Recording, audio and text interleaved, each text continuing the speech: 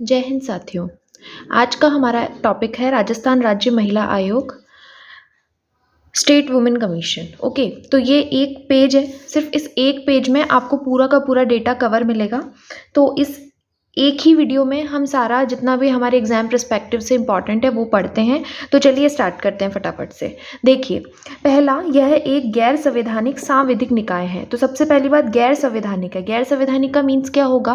गैर संवैधानिक निकाय या गैर संवैधानिक संस्थाएं वो होती है जिसके गठन का प्रावधान संविधान के किसी अनुच्छेद में नहीं होता, लेकिन उसको किसी विधेयक को, जैसा कि मैंने अपने लास्ट वीडियो में हमने कवर किया था राज्यपाल, तो उसमें हमने देखा था कि एक विधेयक विधेयक जो होता है ना आपका बिल, वो कैसे लॉ बनता है ना, वो आप लास्ट वीडियो में जाके, राज्यपाल की वीडियो में जाके चेक कर सकते हैं। तो यहाँ देखिए सांविधिक है। सांविधिक मतलब वही बिल पास करके, मतलब विधानसभा में बिल पास करके राज्यपाल उसके बाद उसको साइन करते हैं और उसके बाद वो जो बिल है वो क्या बन जाता है, वो एक लॉ बन जाता है। तो उसके तहत ये निकाय स्थापित है, इसलिए इसको बोला सांविधिक निकाय।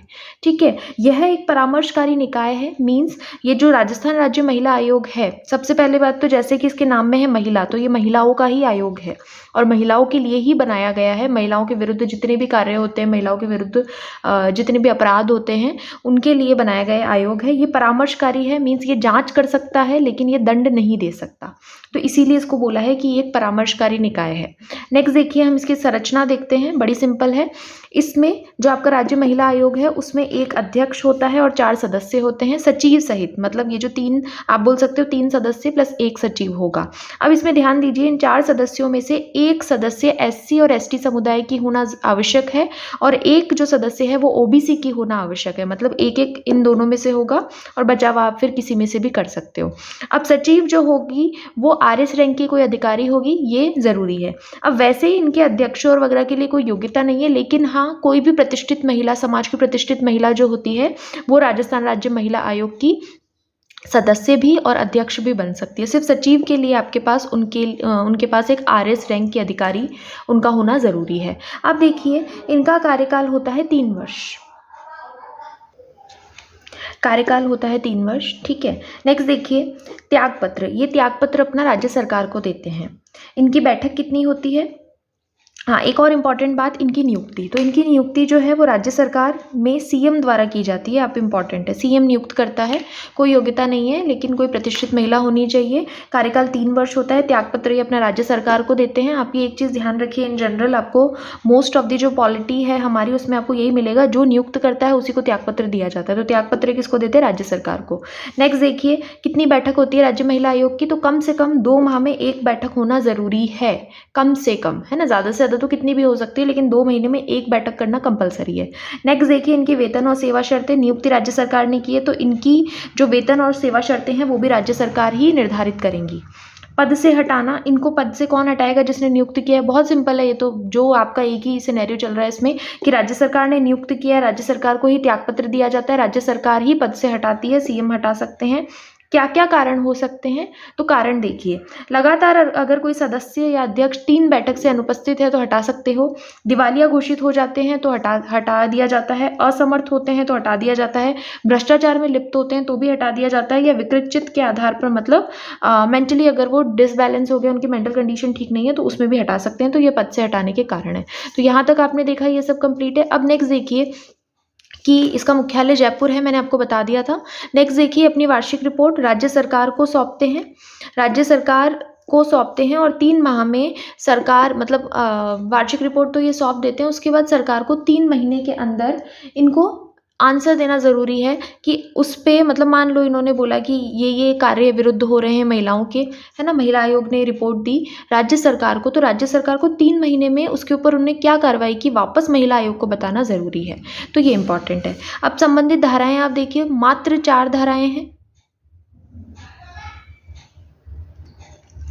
मात्र 4 धाराएं वो देख सकते हैं। उससे पहले आप ये देखिए कि जो राजस्थान राज्य महिला आयोग है, इसका गठन कौन सी तिथि को हुआ था? तो ये हुआ था 15 मई 1999। ठीक है, आपको ये ध्यान रखना है। 15 मई 1999 को राजस्थान महिला आयोग का गठन हुआ था। अब 4 धाराएं कौन कौन सी?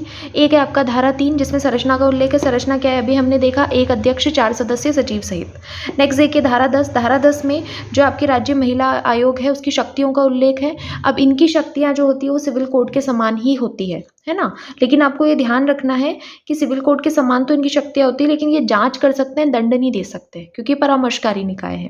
नेक्स्ट देखिए धारा 11 में इनके कार्य है कि जो महिलाएं हैं उनके मतलब उनको ये उनके खिलाफ जो भी अपराध हो रहे हैं या फिर उनके खिलाफ कोई कृत्य हो रहा है उसकी जांच कर सकते हैं, उसकी समीक्षा कर सकते हैं, जाके मतलब स्क्रीनिंग कर सकते हैं और ये स्वतः संज्ञान ले सकते हैं।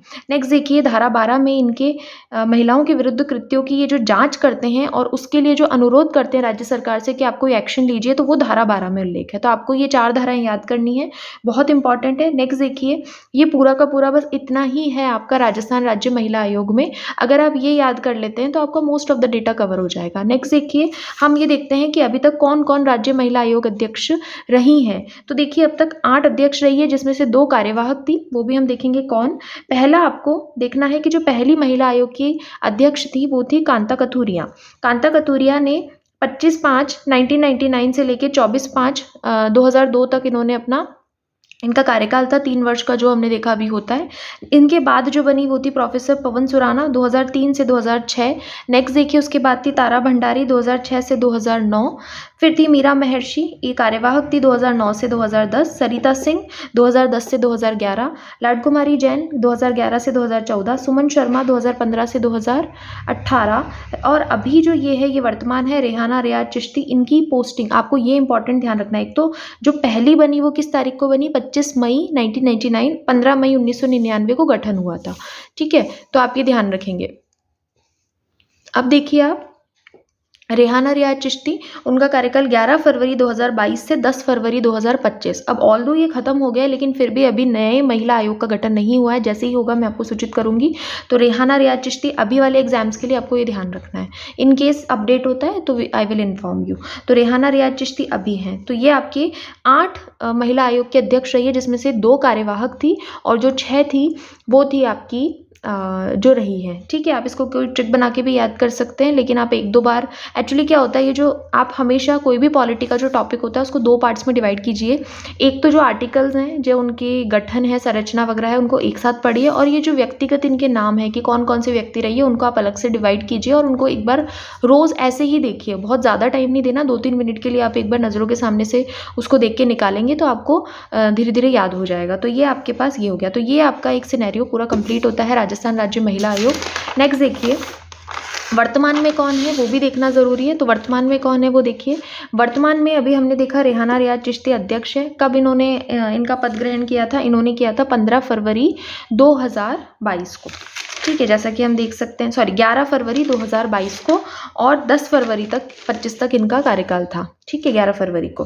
तो यहाँ हम लिख भी लेते हैं कि इन्होंने 11 फरवरी 22 को अपना कार्यभार ग्रहण किया था। अब इनके साथ जो सदस्य है वो देखिए कौन कौन है। सुमन यादव, अंजना मेघवाल और सुमित्रा जैन। अब याद करने के तरीके होते हैं, देखो यहाँ पे अभी वर्तमान में सदस्य है सुमन यादव, और हमने देखा एक अध्यक्ष थी सुमन शर्मा, वो थी रेहाना रियाज चिश्ती से जस्ट पहले, है ना। तो ये आप ध्यान रखिए। तो ये 3 आपके मेंबर हो गए। और नेक्स्ट देखिए अभी सचिव है मीनाक्षी मीना, और हमने देखा सचिव के लिए, आप रिवाइज करते चलिए, जैसे हमने देखा सचिव के लिए अब क्या इसकी योग्यता होनी चाहिए, योग्यता होनी चाहिए सचिव के लिए इंपॉर्टेंट है कि वो RS रैंक की अधिकारी होनी चाहिए।